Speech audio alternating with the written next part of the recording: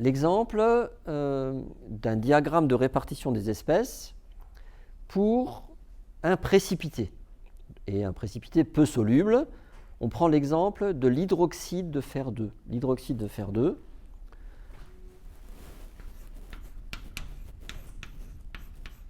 ça s'écrit comme ça. Alors, je mets une flèche vers le bas qui indique que c'est un précipité, donc un solide.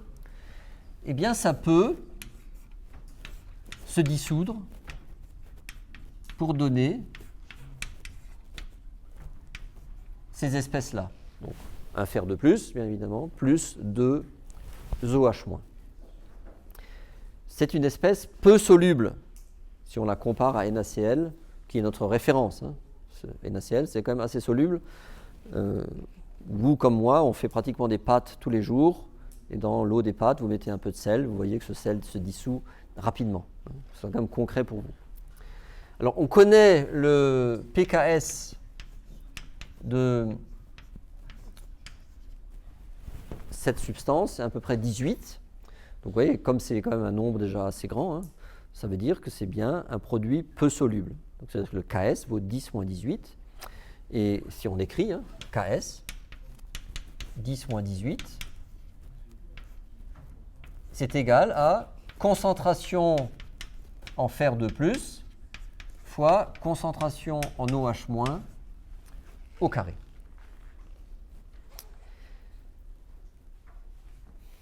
Ça va jusque-là? Là, j'écris la thermodynamique.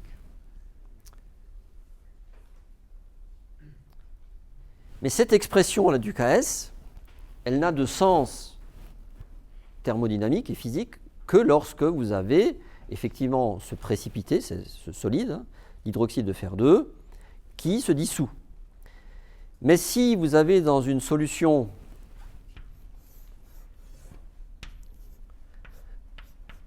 un peu de fer de plus et un peu d'OH-, c'est-à-dire de l'eau, de telle sorte que ça ne précipite pas, cet équilibre n'intervient pas.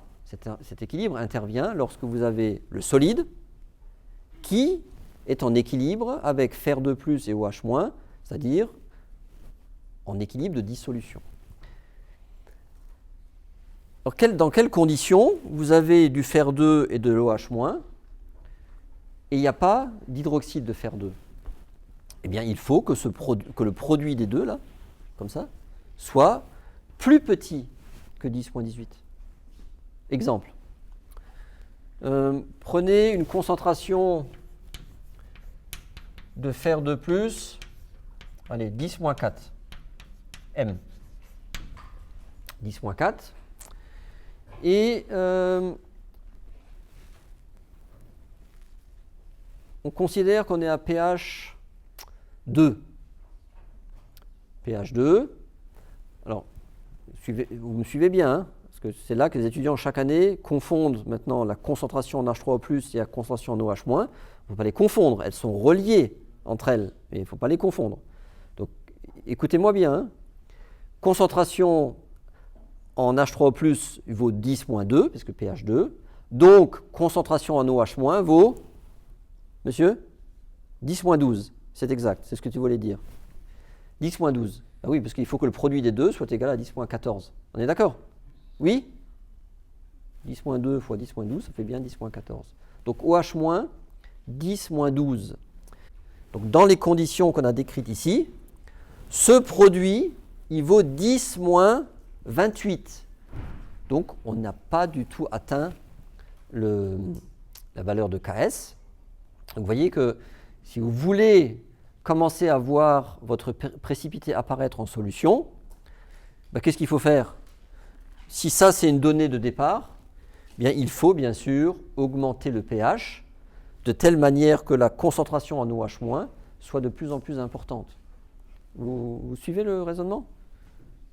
Il y a un moment où effectivement, avec une valeur de concentration en fer de plus donnée, il y a, on va la calculer, une valeur d'OH- à partir de laquelle votre hydroxyde de fer 2 va commencer à précipiter. Et donc, ça veut dire qu'il y a quelque chose d'autre qui se passe dans la solution. Et là, cet équilibre sera un équilibre qui fixe les phénomènes en solution. Alors, on garde notre fer de plus à 10-4 et on fait le calcul. Mais vous le faites avec moi, s'il vous plaît. Hein. Si là, c'est 10-4, quelle est la valeur de la concentration en OH- pour que ce produit fasse 10-18 ? Vous remplacez simplement fer 2 par 10-4. Donc 10-18, ici 10-4. Donc si vous le faites passer de ce côté, il reste 10-14 égale à 10-14. Donc 10-18 divisé par 10-4. Donc OH- égale 10-7 M. 10-7 mol par litre en OH-, c'est quel pH ? Donc pH égale 7.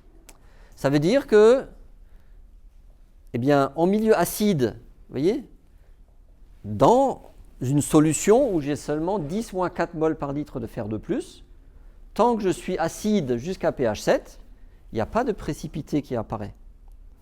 Mais dès que je suis à pH 7, alors l'équilibre que j'ai écrit là apparaît et devient une réalité dans la solution, et donc il va imposer sa réalité thermodynamique. Et donc il faudra en tenir compte.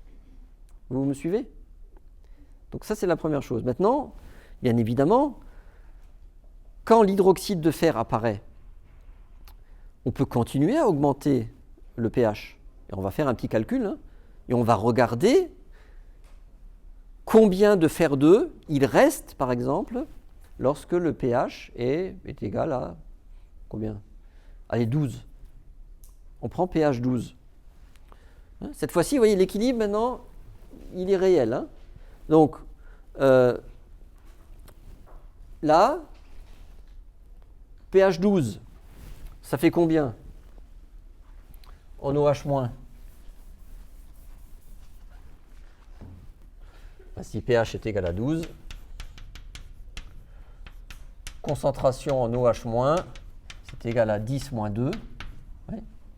Donc on va le rentrer là-dedans. 10-18 égale concentration en fer de plus fois donc 10-2 au carré, ça fait 10-4. Donc qu'est-ce qui nous reste ? Fer de plus égale 10-18 divisé par 10-4, 10-14 M. À pH 12, il y a dans la solution une concentration de 10-14 mol par litre de fer de plus.